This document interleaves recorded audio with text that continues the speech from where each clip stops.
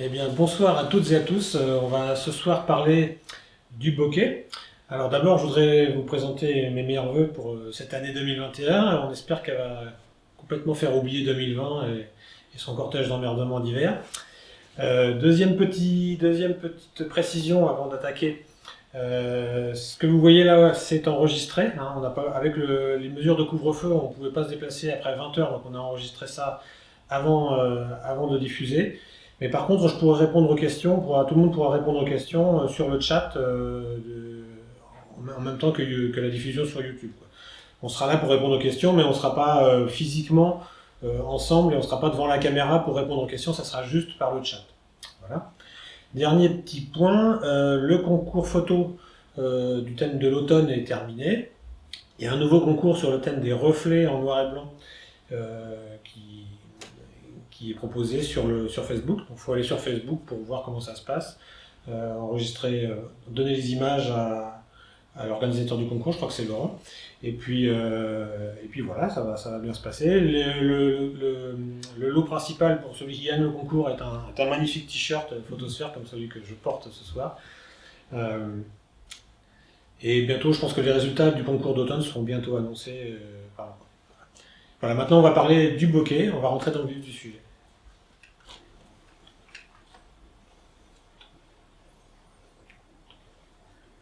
Alors, la première question, qu'est-ce que c'est que le bokeh?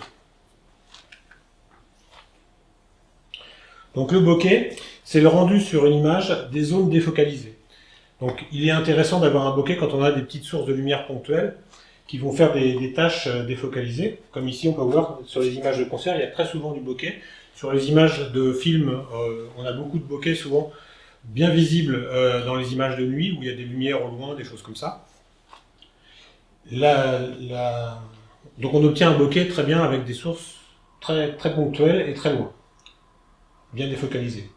L'aspect du bokeh va dépendre de l'objectif de sa conception. Alors le bokeh, en fait, ce que c'est la projection de la pupille de l'objectif sur le capteur. Ici, sur le schéma, on a un objet qu'on a photographié, donc on a fait la mise au point sur cet objet-là. Donc l'objet, il est parfaitement net sur le capteur. Maintenant, si on a une source de lumière qui est beaucoup plus loin que l'objet, par exemple, qui est défocalisée, qui est à l'infini, qui est très très loin, cette source de lumière va être floue. Donc par exemple, l'image nette serait avant le capteur. Donc l'image qu'on va voir sur le capteur sera en fait la continuation des rayons lumineux qui vont faire une petite tache lumineuse. Ça y est, je vous ai pas déjà perdu, tout va bien?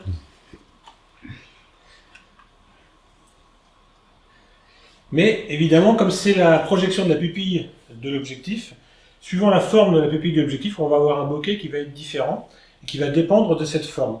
Donc, en général, dans un objectif photo, on a un diaphragme au niveau de la pupille, et ce diaphragme, il a des lamelles qui nous font une forme octogonale, à 9 côtés, à 5 côtés, etc.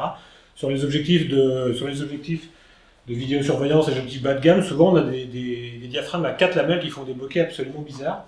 Mais c'est pas grave, c'est pas fait pour ça. Donc on va, en fonction de l'objectif qu'on a, en fonction du nombre de lamelles, avoir un bokeh plus ou moins naturel. Alors ce qu'on appelle un bokeh naturel, c'est un beau bokeh, on va dire, circulaire, rond et joli. Mais si l'objectif est différent, on peut avoir des bokehs complètement différents. Par exemple, quand on a un objectif avec une obturation centrale, c'est-à-dire un trou dans la pupille au milieu, enfin un masque dans la pupille au milieu plus exactement, on va avoir un bokeh qui va devenir anonyte. On projette toujours la pupille sur le plan du capteur, et comme au milieu de la pupille il y a un masque, et ben on va avoir, au lieu d'avoir un disque lumineux, on va avoir un anneau lumineux, un genre de donut. Donc ce genre de pupille, ça se retrouve sur les objectifs catadioptriques et sur les télescopes type Schmidt Cassegrain ou Cassegrain.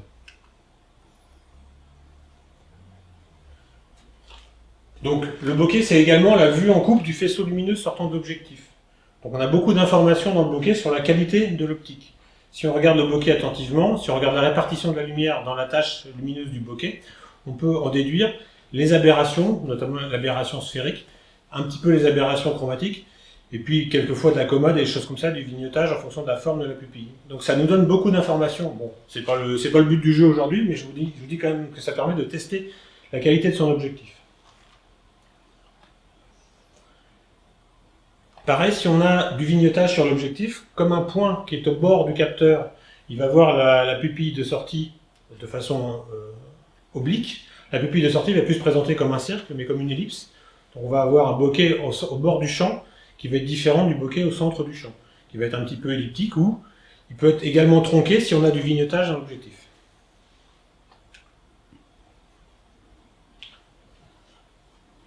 Donc plus le diaphragme de l'objectif, plus la pupille de sortie de l'objectif sera régulière, plus il y aura de lamelles, plus on aura un bokeh qui sera bien circulaire.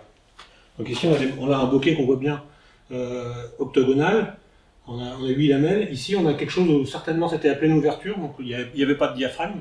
Le diaphragme était éclipsé, on voyait la monture extérieure du diaphragme, donc c'est bien circulaire.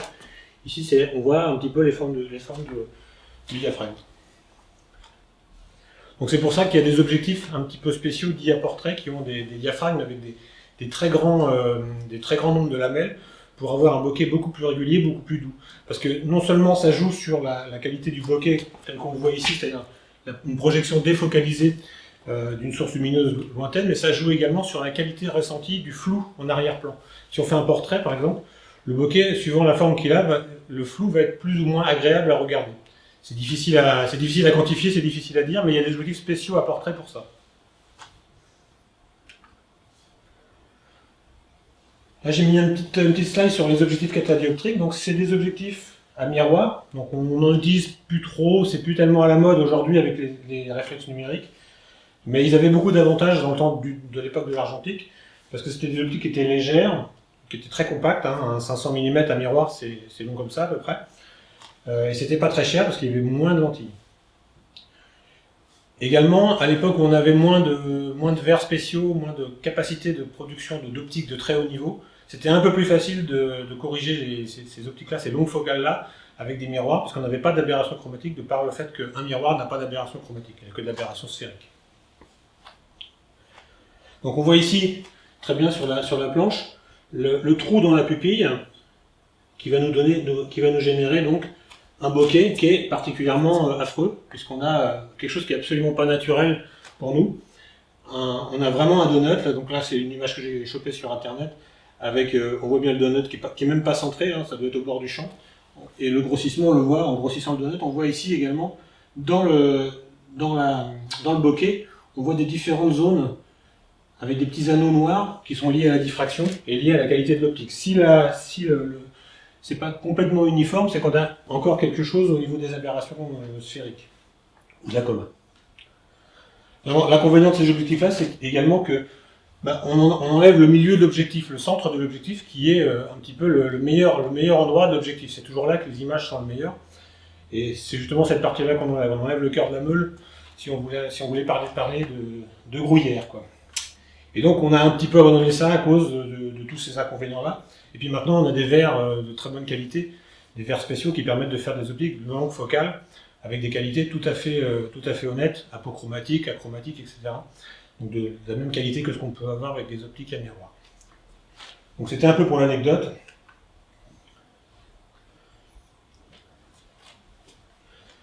Donc, si on veut mettre en évidence le bokeh, on va chercher à avoir une faible profondeur de champ pour que les arrière-plans défocalisés soient le plus défocalisés possible.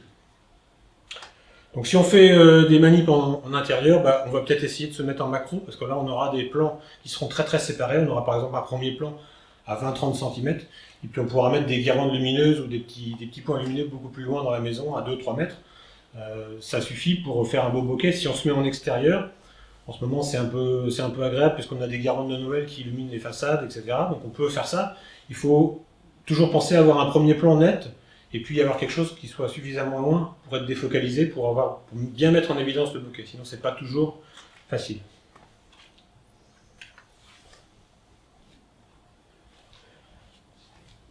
Donc plus on a une ouverture de diaphragme grande, plus la pupille d'entrée est grande par rapport à la focale, et plus le bokeh sera visible, parce que la défocalisation, la profondeur de champ sera la plus faible possible. Ça, Vous avez tous entendu parler de la profondeur de champ au cours des premiers cours de septembre ou d'octobre. Donc plus la profondeur de champ est grande, moins le bokeh sera visible. Plus la profondeur de champ est faible, plus le bokeh sera visible. Donc, avec une ouverture maximale à LD 1.8 par exemple, on aura un joli bokeh bien visible. FD 2.8, là on commence déjà à diminuer un peu le diamètre du bokeh, et puis là on commence déjà à vignoter, à voir un petit peu des effets de champ. Là on voit les lamelles du diaphragme. Ce qui est grossi ici, c'est cette lumière-là, donc on voit qu'on est au bord du champ. Donc on commence à voir les lamelles du diaphragme d'un côté. À FD 5.6, on voit bien les lamelles du diaphragme, là, parce qu'on a bien fermé le diaphragme. Le bokeh est encore visible et assez sympathique, mais il commence à être sur l'image à pleine grandeur, il n'est plus très visible, on voit plus très bien l'aspect diaphragme. Et ensuite, quand on ferme le diaphragme, on n'a plus du tout de bokeh, parce que la profondeur de champ est importante, et donc la projection de la défocalisation, elle ne change pas tellement. On a un faisceau qui est très fermé, donc au lieu que ça converge et que ça aille faire une grosse tache sur le capteur, ça converge comme ça, et ça fait une toute petite tache sur le capteur. Ok, tout le monde suit?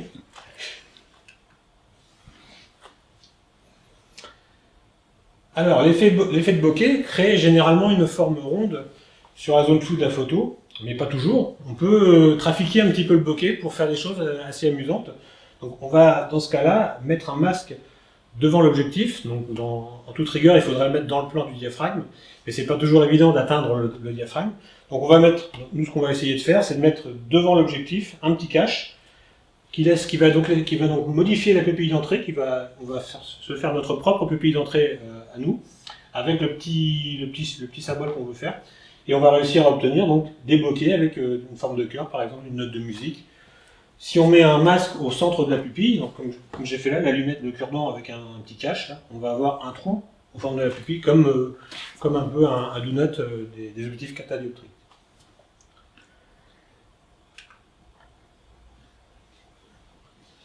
Voilà, donc vous pouvez essayer en découpant dans du carton plutôt noir pour que la lumière soit bien arrêtée en dehors du masque, faire des petites formes et le placer sur la première lentille de votre objectif.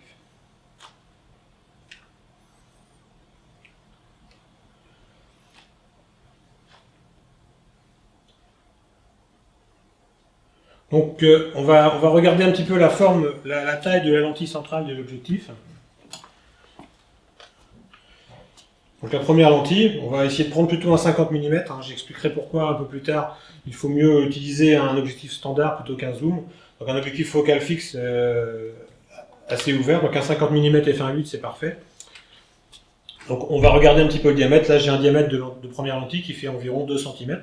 Donc on va régler le diaphragme sur la pleine ouverture, donc f1.8 ou f2, et on va mettre sur la première lentille le petit cache qui va contenir donc le petit motif qu'on veut mettre sur le bokeh.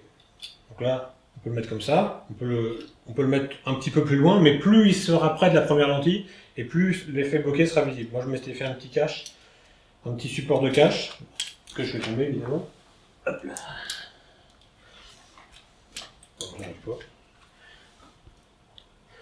Qui permet de changer son petit cache de manière sympathique. Mais c'est un peu moins efficace que de poser directement sur la première lentille. L'avantage c'est qu'on ne touche pas à la lentille, ça évite de la salir avec ses doigts. Donc, on peut faire des petits symboles. Ah, j'ai fait des petites croix, des petits flocons de neige, choses comme ça. Tout ça, ça va apparaître dans le bokeh. Donc on va utiliser donc au maximum la première lentille et faire donc un masque qui va utiliser le plus grand diamètre de la lentille. Voilà, tout ça c'est marqué là. Donc si vous n'avez qu'un petit zoom, il y a beaucoup de gens qui ont un réflexe, mais le zoom qui est livré avec, donc souvent c'est un 18-55, ça va être un peu plus difficile de faire fonctionner, de modifier le bokeh de ce type d'objectif, parce que le diaphragme n'est pas bien là où il faut. On va le régler sur la focale maximale, parce que la focale maximale c'est celle qui utilise le plus le diamètre de la lentille principale, de la première lentille, et on va essayer d'adapter, de faire différents essais. C'est pas dit qu'il faut, à ce moment-là, c'est pas dit qu'il faille faire un motif qui soit de la taille de la lentille. Il faudra peut-être le faire plus petit. Ça, il n'y a que les essais qui peuvent permettre de dire si c'est bon ou si c'est pas bon. Voilà quelques exemples de petits motifs. Donc on peut avoir des petits motifs de petits chats, par exemple, petites gouttes d'eau, de flocons de neige qui vont se projeter dans l'arrière-plan.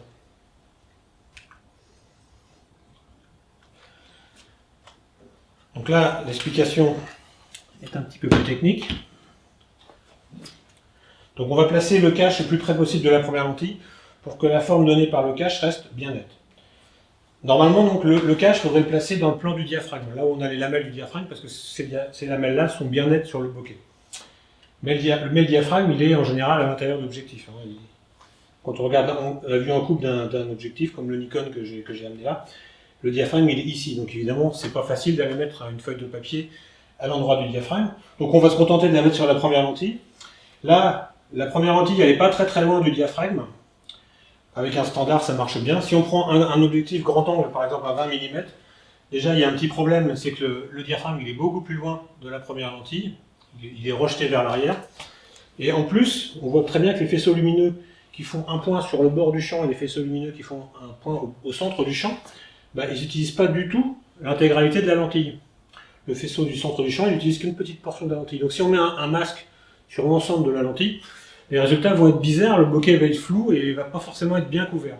C'est aussi pour ça d'ailleurs qu'on ne peut pas déterminer le rapport F sur D d'une optique simplement en mesurant le diamètre de la lentille. Parce qu'on voit très bien que la partie de la lumière qui fait l'image, elle est beaucoup plus petite dans le cas des grands angles ou des zooms.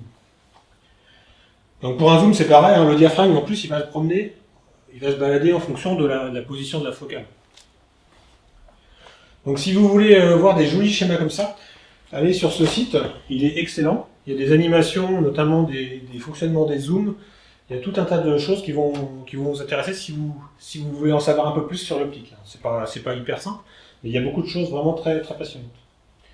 Et il n'utilise pas que des optiques Nikon, je vous rassure, il y a aussi quelques Canon analysés, des Pentax, il y a pas mal de petites choses sympas.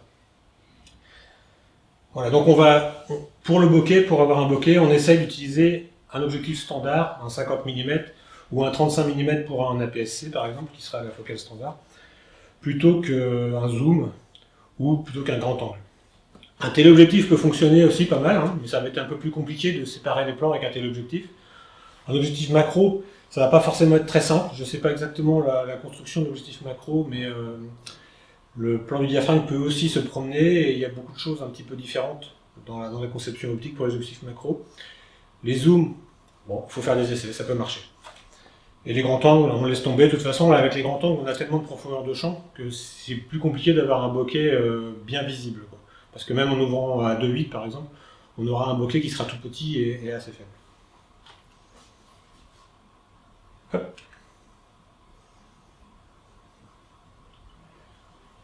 Donc la mise en pratique, en ce moment c'est un petit peu sympa parce que toutes les guirlandes de Noël sont sorties. Donc on a toujours un sapin de Noël, une guirlande ou des maisons, des façades qui vont permettre d'avoir des petites sources lumineuses ponctuelles, nombreuses, pour habiller un arrière-plan de champ, etc. Donc c'est sympa, on peut faire ça aussi à l'intérieur, ça peut être pas mal avant de ronger les sapins, etc. On peut commencer à faire ça. L'idéal à l'intérieur, c'est de se mettre avec des petits personnages, genre Playmobil, Lego, choses comme ça, ou d'autres personnages de jeu, et de les mettre en premier plan en macro, et de mettre un petit peu loin derrière, donc genre 1 mètre ou 2 mètres, une petite guirlande de Noël avec des LED, des choses bien ponctuelles. Donc on va faire la mise au point sur le premier plan, on va ouvrir le diaphragme grand, et on va voir dans le viseur que les sources de lumière derrière sont défocalisées.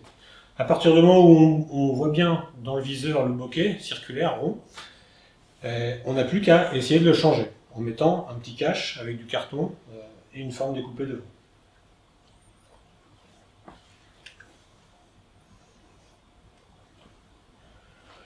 Les réglages, ça va être priorité diaphragme, pour qu'on puisse choisir son diaphragme. Donc le diaphragme grand ouvert, toujours, le plus ouvert possible. Bien sûr, on n'utilise pas de flash, parce que les guirlandes lumineuses au flash, ça va donner des guirlandes éteintes en fait. La lumière du flash va être tellement forte que les guirlandes vont apparaître complètement éteintes, donc on ne verra pas le bokeh, on ne verra rien du tout. Donc on va mettre notre sujet en premier plan, si c'est de la macro, là on va peut-être être à 50-60 cm, et on va mettre les guirlandes lumineuses derrière à 60, 1 mètre, 2 mètres, le plus loin possible, sachant que c'est quand même pas mal d'en avoir un petit peu partout dans le champ, pour que ça habille bien l'arrière-plan qui va être relativement noir. Il faut essayer d'avoir un fond noir aussi, Mais logiquement, si on est en macro et qu'on a fait la lumière ici, en mettant des petites loupes, des petites lampes ou des choses comme ça, le fond va rester relativement noir. On fait bien donc la mise au point sur le premier plan. Donc là, évidemment, comme on va être en macro ou en proxy photo, on va également avoir des petits problèmes de profondeur de champ. Donc il faut essayer de mettre tous les petits personnages dans le même plan pour que ça soit raisonnablement net. Et ensuite, on va pouvoir faire des jolis bokeh.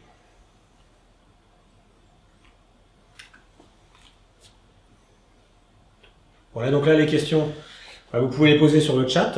On va essayer d'y répondre par écrit. Ça va être un petit peu compliqué parce qu'avec j'ai oublié de préciser au début, c'est qu'avec le couvre-feu, cette présentation est enregistrée. Donc on ne peut pas répondre en direct aux questions. Mais on pourra répondre. Je serai présent sur le chat au moment de la diffusion pour répondre à vos questions si vous en avez.